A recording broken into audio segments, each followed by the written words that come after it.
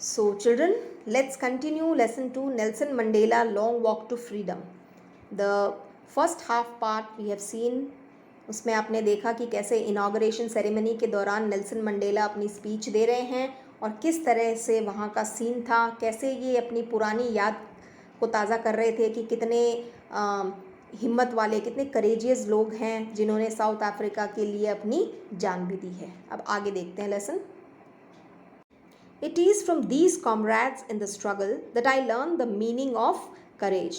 तो Nelson Mandela जो है वो कहते हैं कि मेरे जो कॉमरेड्स यानी कलीग्स या फेलो मेंबर्स जो हैं उनकी स्ट्रगल से ही मैंने सीखा है कि करेज क्या होता है, हिम्मत क्या होती है. Time and again I have seen men and women risk and give their lives for an idea. मैंने देखा है कैसे आदमी औरत सब मिलके, चाहे वक्त बदलता रहे, लेकिन किसी एक कॉज के लिए, किसी एक आइडिया के लिए अपनी जान भी देने को तैयार रहते हैं. यहाँ पे आइडिया क्या है? Freedom from white rule. जैसे अपने पास आइडिया था फ्रीडम फ्रॉम ब्रिटिशर्स, वैसे किसी भी आइडिया के लिए लोग अपनी जान देने के लिए भी तैयार होते हैं. I have seen men stand up to attacks and torture without breaking, showing a strength and resilience that defies the imagination. तो नेल्सन मंडेला जो है वो कह रहे हैं कि बहुत से लोगों को मैंने ऐसे देखा है जो अपनी लाइफ को रिस्क में डाल देते हैं फ्रीडम के लिए या किसी भी चीज़ के लिए, और वो किसी भी तरह का इल ट्रीटमेंट टॉलरेट करने के लिए तैयार रहते हैं. चाहे कोई उन्हें टॉर्चर करो, उन पर अटैक करो, but they never stop fighting. I learn that courage was not the absence of fear but the Triumph over it. Triumph का मतलब होता है जीत. सो ये कह रहे हैं कि मैंने सीखा है करेज का मतलब. Courage doesn't mean the absence of fear. Courage का मतलब ये नहीं कि आपको डर नहीं है, बल्कि करेज का मतलब होता है एबिलिटी टू ओवरकम फियर. उस डर को आप कैसे जीतते हो. The brave man is not he who does not feel afraid but he who conquers that fear. तो मंडेला के according the man who overcomes his fear, जो इंसान अपने डर पे विजय प्राप्त कर लेता है, वही बहादुर होता है. He can be called brave. No one is born hating another person because of the colour of his skin और हिज बैकग्राउंड और हिज रिलीजन. तो ये तो हम भी मानते हैं कि कोई भी इंसान पैदाइशी किसी से नफरत करता हुआ पैदा नहीं होता है कि मैं ये चीज़ इससे नफरत करता हूँ, उससे करता हूँ. It is the society who teaches all these. People must learn to hate, and if they can learn to hate they can be taught to love. For love comes more naturally to the human heart than its opposite. So no one is inborn with hatred. Author का idea क्या है? that अगर लोगों को hatred सिखाई जा सकती है, अगर लोगों को नफरत करना आ सकता है, so they can be taught love also, they can be taught brotherhood also. क्योंकि जितना टाइम आप नफरत को सीखने में लगा रहे हो, प्यार तो उससे भी जल्दी सीखा जा सकता है, because it is natural. Even in the grimmest times in prison, when my comrades and I were pushed to our limits, I would see a glimmer of humanity in one of the guards. Perhaps just for a second, but it was enough to reassure me and keep me going. So, यहाँ पे Mandela अपने उस time की बात कर रहे हैं जब वो जेल में हुआ करते थे, प्रिजन में. So that time they were being treated brutally. Jail में कोई भी बहुत प्यार से नहीं रखता है भाई, पिटाई भी की जाती है, बहुत काम भी करवाया जाता है. So when they were treated so cruelly, Mandela would see a pinch of humanity. एक हल्की सी इंसानियत और काइंडनेस जो है वो गार्ड में अगर उन्हें दिख जाती, गार्ड जो बाहर पहरा लगाते हैं प्रिजन के, तो हल्की सी ह्यूमैनिटी भी अगर दिख जाती, so that was enough to keep him going. आगे जाने के लिए, यानी कि ठीक है हम और टाइम बिता लेंगे यहाँ पे. सो that was a kind of reassurance. तो वो गुडनेस में बिलीव करते हैं. Man's goodness is a flame that can be hidden but never extinguish. तो इनका मानना है इंसान की जो गुडनेस, अच्छाई है, ये एक फ्लेम की तरह, एक आग की लपट की तरह है. दैट कैन बी हिडन, जो कहीं छुपाई तो जा सकती है लेकिन बुझाई नहीं जा सकती है, बिल्कुल ख़त्म नहीं की जा सकती है. The goodness in human being can be suppressed but it can not be eliminated. In life every man has twin obligations. Twin is two. Obligations to his family, to his parents, to his wife and children, and he has an obligation to his people, his community, his country. So according to author, every human being has its responsibility towards the family and the society. समाज की तरफ भी एक responsibility होती है तो परिवार की तरफ भी होती है। In a civil and human society, each man is able to fulfill those obligations according to his own inclinations and ability. तो कोई भी एक सभ्य समाज है तो उनके अंदर यानी नॉर्मल सर्कमस्टांसेस अगर हैं तो a person can maintain the balance between both responsibility. वो दोनों को ही पूरी कर सकता है, परिवार के प्रति भी और समाज के प्रति भी। लेकिन in a country like South Africa, it was almost impossible for a man of my birth and color to fulfill both of these obligation. तो साउथ अफ्रीका जैसी कंट्री के अंदर it was not so easy, और वो भी मेरे जैसे इंसान, मेरे जैसे यानी ब्लैक के लिए ये पॉसिबल नहीं था। क्यों पॉसिबल नहीं था? अगर वो कंट्री की सोचेंगे तो उन्हें अरेस्ट करके जेल में डाल दिया जाएगा, और जब इंसान जेल में होगा तो कैसे फैमिली की रिस्पॉन्सिबिलिटी पूरी करेगा? सो हो गई ना दोनों रिस्पॉन्सिबिलिटीज से दूर। A man of color who attempted to live as a human being was punished and isolated. तो साउथ अफ्रीका में अगर कोई इंसान अपने कंट्री, अपने सोसाइटी के बारे में कुछ करना चाह रहा है तो he would be arrested because he is black and he would be taken away from his family. So in South Africa, a man who tried to fulfill his duty to his people was inevitably ripped from his family. Ripped यानी दूर ले जाना। जैसे ही समाज के बारे में कुछ करने की सोचो तो परिवार से भी दूर ले जाते हैं। And was force to live a life apart, और उन्हें फोर्स किया जाता है कि वो समाज से भी और परिवार से भी दूर रहे। That is in jail. A twilight existence of secrecy and rebellion. Secrecy यानी सीक्रेटली कुछ प्लान करना, रिबेलियन विद्रोह करना। तो दो रास्ते में फंस जाता है इंसान। I did not in the beginning choose to place my people above my family, but in attempting to serve my people I found that I was prevented from fulfilling my obligations as a son, a brother, a father and a husband. तो ये कह रहे हैं कि जब मैंने समाज के लिए सोचा, यानी अपने कम्युनिटी के लिए ये जो भेदभाव चल रहा है ये सब मुझे हटाना चाहिए, I should do some work for my society, for my people. तो क्या हुआ उस वक्त उन्हें उनकी फैमिली से अलग कर दिया गया, उन्हें अरेस्ट कर लिया गया, and then he was taken away from his family. Thus he could not fulfil both the responsibilities, not towards the family also and not towards the society also. I was not born with a hunger to be free. तो writer कह रहे हैं कि शुरुआत से ही मैं ऐसा नहीं था कि मुझे गोरे काले के भेदभाव के खिलाफ खड़ा होना है।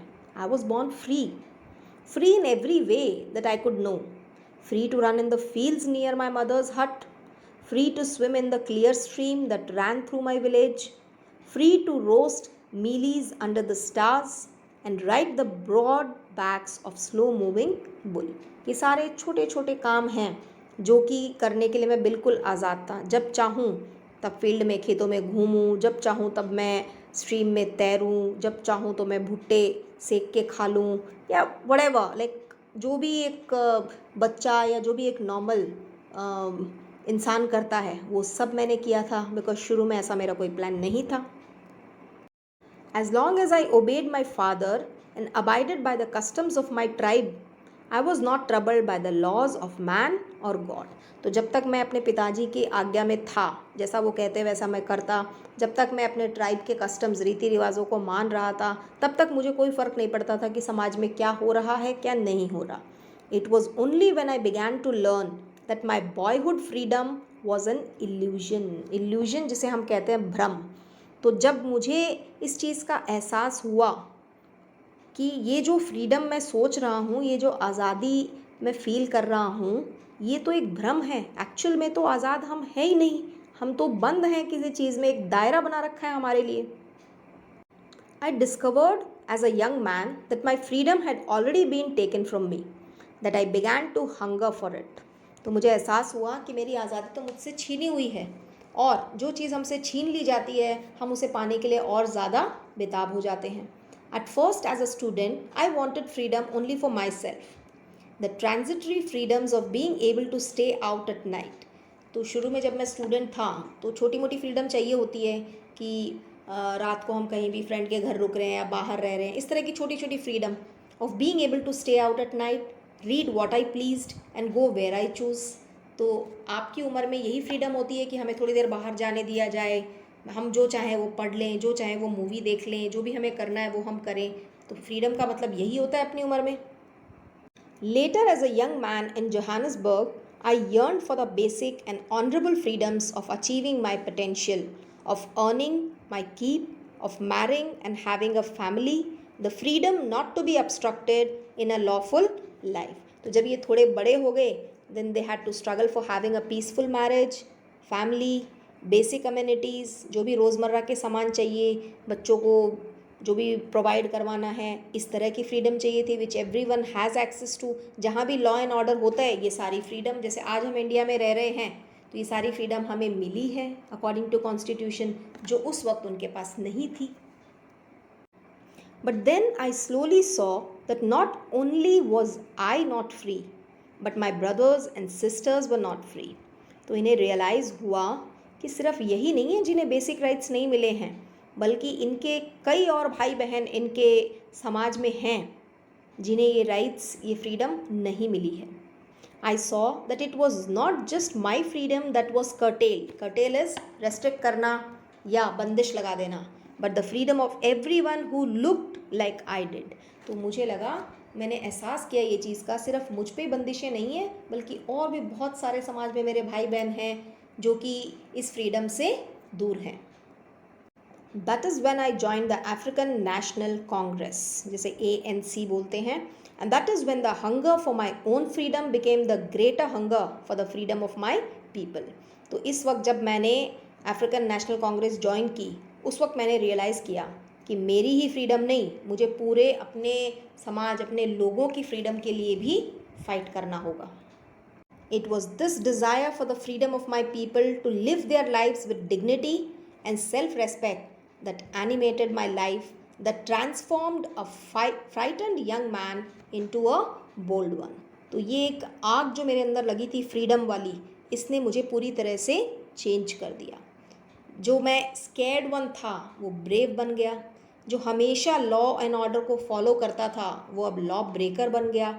यानी जो मैं एक दब्बू सा इंसान था उसे एक बोल्ड इंसान बना दिया इस डिज़ायर ने। That drove a law-abiding attorney to become a criminal. जो एक नियम कानून को मानने वाला इंसान था आज क्रिमिनल बनने के लिए भी रेडी था। That turned a family-loving husband into a man without a home. जो एक पारिवारिक इंसान था, अपनी फैमिली के साथ बहुत खुश था, आज वो घर छोड़ने को भी रेडी है। That forced a life-loving man to live like a monk. जो आदमी हमेशा जिंदा दिल था उसे एक साधु सन्यासी जैसा बना दिया इस फायर ने। कौन सी फायर ने? फ्रीडम की आग ने। I am no more virtuous or self-sacrificing than the next man, but I found that I could not even enjoy the poor and limited freedoms I was allowed when I knew my people were not free. तो ये कह रहे हैं कि मुझे ये चीज़ का एहसास हुआ, I found that I could not even enjoy slightest freedom. मेरे पास बिल्कुल नाम मात्र की भी फ्रीडम नहीं है, ना ही मेरे लोगों के पास है। Freedom is indivisible.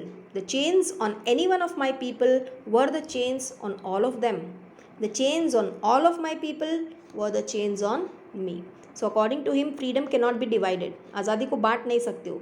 Snatching it away from someone was equal to taking it away from everyone. अगर आप किसी एक से भी कोई फ्रीडम ले रहे हो, that means आप सभी से ले रहे हो वो, और अगर सभी की कोई फ्रीडम है जो आपने ले ली है, that means हर एक को उसका फ़र्क पड़ता है, हर इंसान पे उसका इफेक्ट आता है। That means taking it away from everyone. I knew that the oppressor must be liberated just as surely as the oppressed. Oppressor होता है अत्याचार करने वाला, और ऑप्रेस्ड वो है जिस पे अत्याचार हो रहा है। A man who takes away another man's freedom is a prisoner of hatred. जो इंसान दूसरों की आज़ादी छीनता है वो खुद भी नफ़रत की कैद में बंद है। यानी आप किसी से नफ़रत करते हो तभी तो आप उसका बुरा कर रहे हो, तो आप खुद भी नफ़रत में कैद हो। He is locked behind the bars of prejudice and narrow mindedness. तो वो खुद भी जो अत्याचार कर रहा है दूसरों के ऊपर, वो भी, उसने भी बहुत सा वज़न उठाया हुआ है नफ़रत का। सो मेरा मानना है कि दोनों को ही आज़ाद करना ज़रूरी है। आई am not truly free if I am taking away someone else's freedom. Just as surely as I am not free when my freedom is taken from me. तो ये दोनों ही चीज़ें आपको कन्फ्यूजिंग लग रही होगी, लेकिन है नहीं बेटा, इट्स क्वाइट ईजी वन। अगर हम किसी और की फ्रीडम ले लेते हैं तो हम खुद भी किसी चीज़ के बंदी हैं, हम भी फ्री नहीं हैं। The oppressed and the oppressor alike are robbed of their humanity. दोनों के साथ ही इंसानियत नहीं है, ना तो अत्याचार करने वाले के पास, ना ही जिस पे अत्याचार हो रहा है उसके पास। Because for taking away someone else freedom and making them prisoner, he becomes a prisoner of biasness. What is biasness? हम किसी के साथ भेदभाव कर रहे हैं, हमारे अंदर कितनी नफ़रत पल रही है, हमारे अंदर कितना गुस्सा पल रहा है, तो हम उस गुस्से और नफ़रत में कैद हैं और हमने किसी और को किसी और चीज़ के लिए कैद किया हुआ है। So he is robbed of his humanity and need to be freed. तो नेल्सन मंडेला का कहना है कि दोनों ही, जो अत्याचार कर रहा है वो भी और जिस पे अत्याचार किया जा रहा है, दोनों ही फ्री नहीं हैं और दोनों को फ्री करना बहुत ही ज़रूरी है। So by this we end the chapter, that is lesson 2 complete होता है यहाँ पे। आई नो थोड़ा सा डिफ़िकल्ट लगा होगा आपको ये, क्योंकि इसमें कोई स्टोरी लाइन नहीं है, एग्जैक्ट जैसा हुआ वैसा आपको बताया गया है, बट क्योंकि आपके कोर्स में है you have to pay attention. अगर डिफ़िकल्ट लगा है just go in the beginning and watch it once again, एक बार फिर से देखिए। Still if you are not able to understand any concept or any meaning anything, you can ask me. Okay children, have a good day.